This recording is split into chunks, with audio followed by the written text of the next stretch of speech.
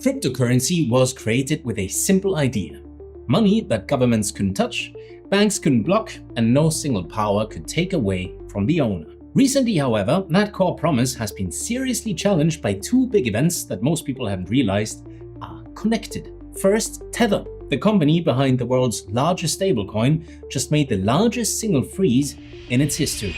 They locked $344 million of USDT in two wallets after working with the United States Treasury. And at the same time, South Africa proposed the toughest crypto laws ever seen from a major country. One rule even says you must hand over your private security code or your seed phrase for your digital wallet, or you could go to jail for up to 5 years. So the centralized part of crypto, like Tether, and the part where you control your own money, self-custody, are both being threatened at the same time. Today, we'll show you why these are really just one story. My name is DC, and you're watching The Coin Bureau. Now, before we dig in, it's important to remind ourselves how stablecoins actually work. USDT is basically issued on public blockchains like Tron and Ethereum, but the digital contract that runs it has a hidden freeze button that only Tether, the company that issues USDT, can operate. USDC, another major stablecoin, has the same setup controlled by its issuer, Circle. These two companies manage the majority of the roughly $317 billion stablecoin market, meaning that the most popular digital dollars now run on systems that have secret remote kill switches controlled by private companies that must follow US law. And on April 23rd, one of those companies showed exactly what that kill switch can do. The US Treasury called it Operation Economic Fury. It targeted groups connected to the Islamic Revolutionary Guard Corps, the Central Bank of Iran, and Hezbollah. Tether used its freeze function on two Tron addresses suspected of being controlled by these entities, locking the money instantly in coordination with the US Office of Foreign Asset Control, OFAC. This is the biggest stablecoin enforcement action ever. It adds to Tether's total lifetime freezes, which are now over $4.4 billion across more than 2,300 cases globally. About half of that total is directly linked to requests from US law enforcement. Tether has confirmed it works with over 340 agencies in 65 countries. Tether CEO Paolo Ardoino has said the company acts, quote, immediately and decisively as soon as a solid connection to a sanctioned person or group is found. This isn't a one-time thing either. In January, the company froze $182 million across 5 different wallets, and in November of 23, they locked $225 million connected to human trafficking in Southeast Asia. For years, some people have argued that Tether is really just a private company's database pretending to be a blockchain. The events of the last 2 weeks only add to that perception. Now, of course, you might think this freezing power only affects criminals and bad guys in general and thus won't hurt the average person, but that's a mistake. The technology doesn't care who the target is. Once the freeze button exists, deciding who gets frozen is a purely political decision. Right, if you're looking to trade these latest market moves, whether that's crypto or traditional assets like gold and commodities, then BitGet is definitely worth a look. They've just rolled out their TradFi trading platform, which lets you trade assets like gold and other commodities directly using USDT, so you don't need to jump between platforms. You also get deep liquidity, low slippage, and access to up to 500x leverage. Now, if you sign up using the QR code on screen or the link in the description, you can get up to $50,000 in bonuses. And on top of that, if you complete your first net deposit of $5,000 and place your first trade, you'll unlock a VIP 3 trial. Now that includes up to 38% fee discounts, exclusive VIP perks, and free token airdrops. So scan the QR code, check the link below, and see what BitGet has to offer. Great. Now let's get back to the second half of the trap closing.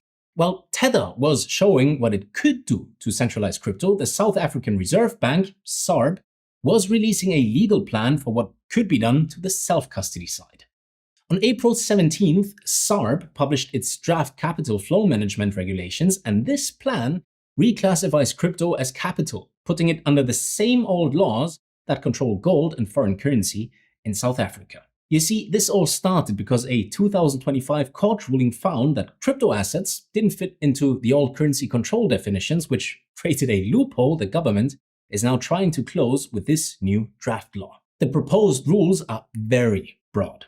People in South Africa would have to report their crypto holdings if they go above a certain amount set by the government. They could even be forced to sell those holdings to the state for local currency, rand, if they go over that limit. Plus, people would face physical searches of their luggage, devices, and cars every time they cross a border.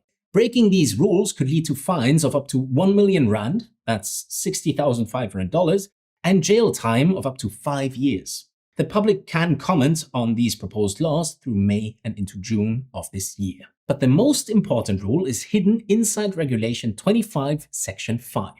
This clause gives police and enforcement officers the clear legal power to force people and businesses to hand over their private keys, PINs, and seed phrases. Refusing to do so is a crime by itself. The CEO of Valor, a South African crypto exchange, has already called the plan backward and controlling, warning that it hurts the fundamental nature of digital assets. Self-custody, the main reason Bitcoin was invented, becomes legally weakened the moment the government can demand your keys under threat of jail. Now, you might assume that South Africa is just one isolated country and its plans don't affect crypto owners elsewhere, but that ignores how international financial rules actually spread across the entire world, which leads us to the Financial Action Task Force, or FATF. The FATF is the global group that sets standards for anti-money laundering laws, AML laws. While the guidance isn't technically hard law, the consequences of ignoring them are very real. The International Monetary Fund, IMF, has found that just being put on the FATF's grey list causes a country's foreign investment to drop by about 7.6% over 9 months. The best example of this is the travel rule.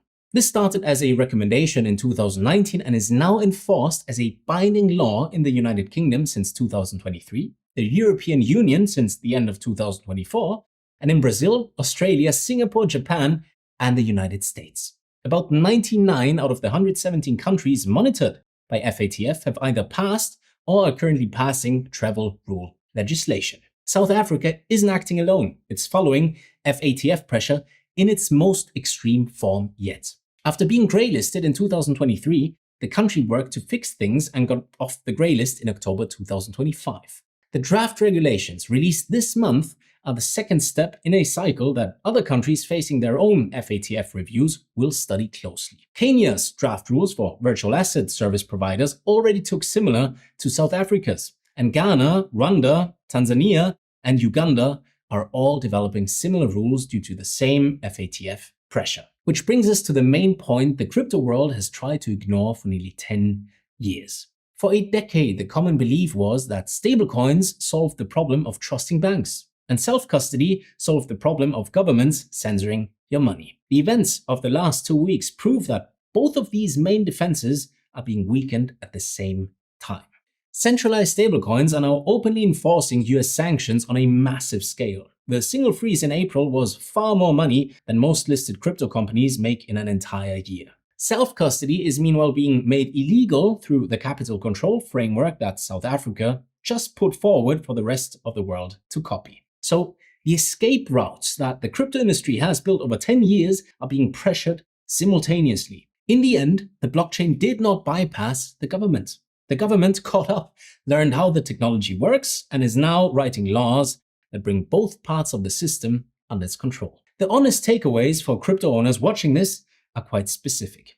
First, you should treat the major centralized stablecoins like digital US dollars that are directly controlled by US sanctions, not as neutral global money.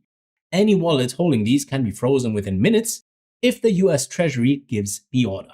Second, recognize that while self-custody is still the strongest defense crypto has, it is now operating in a growing legal risk area in any country that adopts the South African model. Third, the assets that truly remain resistant to censorship become more valuable as the centralized options get taken over one by one.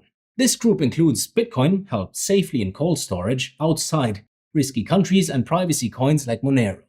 Monero, despite being removed from about 73 centralized exchanges in 2025, has maintained high transaction volume.